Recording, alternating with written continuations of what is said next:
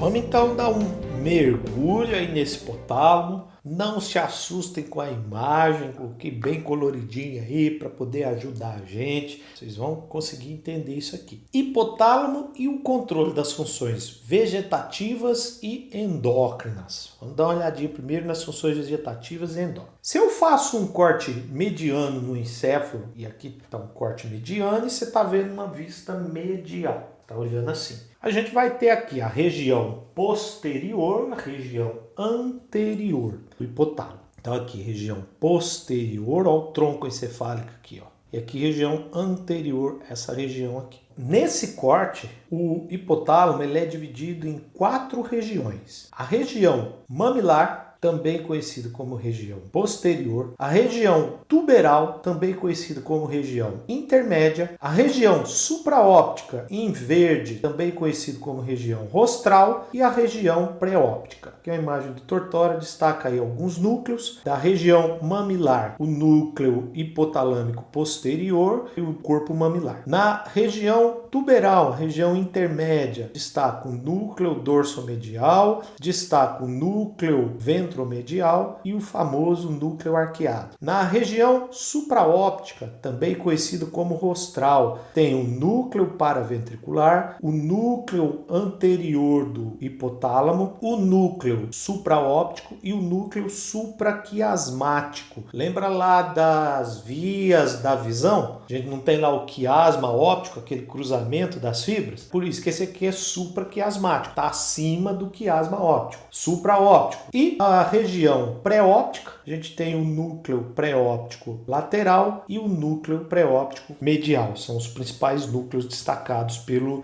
Tortora. E aqui uma imagem do Guyton. O Guyton eu gosto muito dele para as informações, mas as imagens dele eu acho bem fraquinhas. Minha modesta opinião, que não vai fazer a menor diferença para o Guyton, né? Já é consagrado, consagradíssimo. Então essa aqui é a mesma vista. Aqui você tem um infundíbulo com a glândula pineal. Tá aqui o infundíbulo. Aqui uma vista medial também de hipotálamo. Aqui um destaque. Nota que a gente mostrou aqui os núcleos. Aqui está mostrando o núcleo, mas mais uma vez é uma tentativa de delimitar alguma área. E tem mais. Não significa que é porque estimulou que os neurônios, o corpo de neurônio, o núcleo está exatamente ali. Não. Pode ser que tenha fibras que tragam informação e o núcleo esteja em outra região. Pode ser que seja apenas passagem de fibras, seja apenas um trato estimulando isso, estimula o comportamento. Mas de fato, parece sim que o hipotálamo tem um papel central. Então quando a gente fala, estimulou essa região ou lesionou essa região, dá isso, fica com isso na cabeça, é uma tentativa de delimitar. Por exemplo, em verdinho, a gente tem núcleos ou áreas associados à regulação cardiovascular. Por exemplo, verdinho, núcleo hipotalâmico posterior, o núcleo pré-óptico medial, núcleo hipotalâmico posterior, núcleo pré-óptico medial. O que o núcleo hipotalâmico posterior faz relacionado ao sistema cardiovascular? Olha lá, aumenta a pressão arterial. Se você estimular esse núcleo, a pressão arterial da pessoa vai aumentar. Se você estimula o núcleo perifornical, não está aparecendo aqui, mas o Guyton traz aqui. Se você estimula esse núcleo, aumenta a pressão arterial. Se você estimula a área pré-óptica medial, núcleo pré-óptico medial, a pessoa tem uma tendência a diminuir a frequência e diminuir a pressão arterial. Então, são áreas relacionadas à regulação cardiovascular. Relacionadas à regulação da temperatura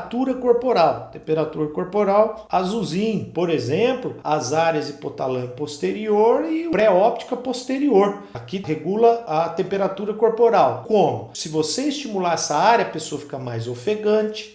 Se fica mais ofegante, diminui a temperatura. O cachorrinho, quando está andando muito no calor, fica ofegante. Sudorese, inibição de tirotropina, T3 e T4 são hormônios que aumentam o metabolismo, aumentando o metabolismo e a temperatura. temperatura. Então o aumento da temperatura ativa essas áreas. Assim como ativa essa área aqui, ó, o núcleo hipotalâmico posterior. Ó, começa a tremer. Se diminui muito a temperatura, você treme. Treme para quê? Para poder produzir calor. Músculo tremendo, aumenta as reações químicas e isso produz calor. Regulação da contração uterina e ejeção do leite, relacionada a aspectos reprodutivos. Ó, núcleo paraventricular, produtor de ocitocina. Núcleo paraventricular, produtor de ocitocina. Ocitocina, ejeção do leite. Ocitocina, aumento das contrações uterinas. Regulação gastrointestinal e alimentação. Ó, regulação gastrointestinal. Por exemplo, setinhas pretas. O núcleo dorsomedial relacionado à estimulação gastrointestinal. Ora, regulação gastrointestinal, aumento do peristaltismo? Isso. Professor, não é o parasimpático que faz isso? Sim. Então, olha lá, um núcleo hipotalâmico que pode ativar o sistema nervoso autônomo, parasimpático. Olha o hipotálamo controlando o sistema nervoso autônomo. Além disso, olha lá, outra setinha preta, núcleo ventromedial, o núcleo da saciedade. Quando estimulado esse núcleo, para de comer. Corpos mamilares,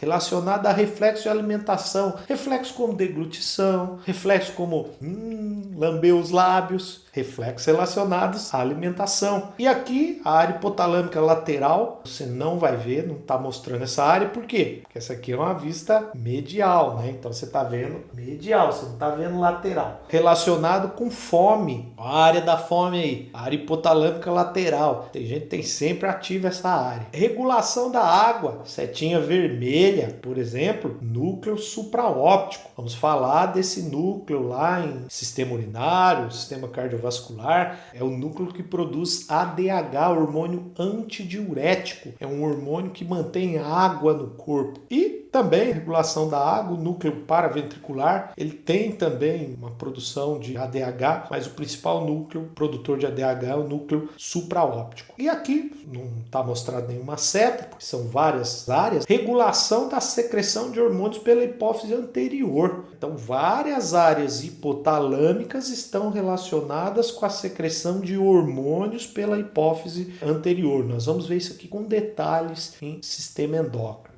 Então, algumas funções do hipotálamo, funções vegetativas e endócrinas relacionadas ao hipotálamo. E olha que legal, a gente pega as funções vegetativas e endócrinas, muitas vezes elas se confundem com as funções comportamentais. Então, vamos dar uma olhadinha aí nas funções comportamentais do hipotálamo e estruturas límbicas associadas. Legal demais você ter chegado até aqui, mas não fica com dúvida. Coloca aí embaixo que já respondemos. E aqui é o ponto onde temos um pequeno passo para um estudante de fisiologia e um grande passo para o professor que vos fala. Ajuda aí, se inscreva no canal e senta o dedo no joinha. É de graça para você e valioso para mim. Compartilhe este conteúdo com alguém que possa se beneficiar dele. Bora para a próxima aula.